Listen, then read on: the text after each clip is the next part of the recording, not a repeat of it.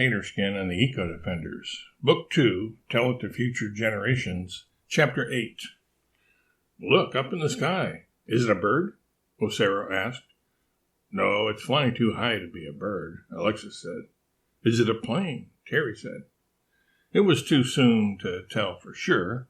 All we saw was a white streak hurtling toward us, high overhead. Is it a UFO? The bearded dragon wondered.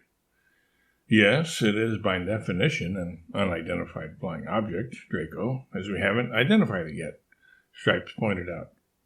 It's Albert, I finally yelled. It's the Zephyr. I surprised everyone, including myself, at how enthused I was to see Albert again. We were old pals, sure, but we were also all enjoying the last days of our free time for a while, so most of us wouldn't have minded it if Albert and his pilot recruit, whoever it was, had been delayed another day or two, or even longer. We could then see someone or something in the passenger seat. It was big and brown and kind of fluffy looking.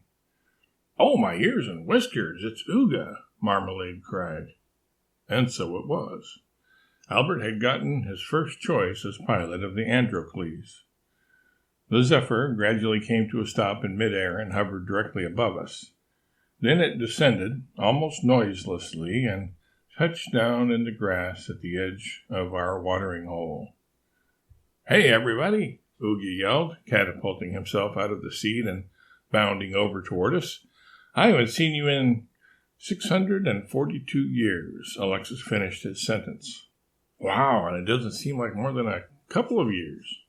I'll take your word for it, though, since it's you, Alexis, the smartest animal on the planet. After the obligatory small talk, Albert walked back to his house for the evening after telling us to think over what we wanted to do, which tragic historical events we would want to unwind and prevent from happening. He said that we would get together the following morning, there at the waterhole, to talk it all over.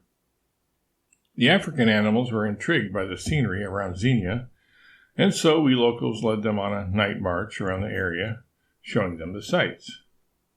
We finally fell asleep in the woods sometime between sundown and the wee hours.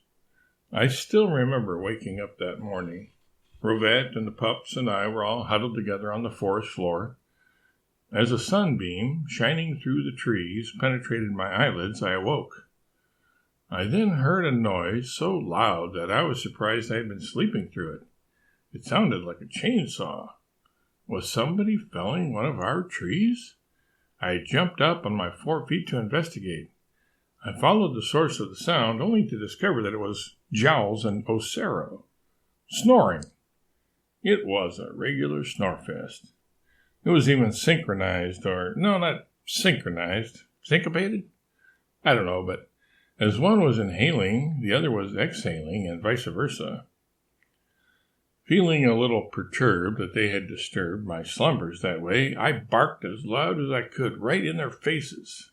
They were lying face to face with Ocero's horn practically in Jowl's left nostril. They snorted awake, staring at me in bleary-eyed confusion. Rory, Jupitus, Stripes, and Marmalade then awoke, yawning and stretching. Gradually, the rest stirred themselves and stood up. Alexis was perched in a tree and said, What was that about, Taterskin? Are you calling reveille or something? Sort of, I replied. The sun is up and Albert will be arriving at the watering hole soon. We should all head on over there.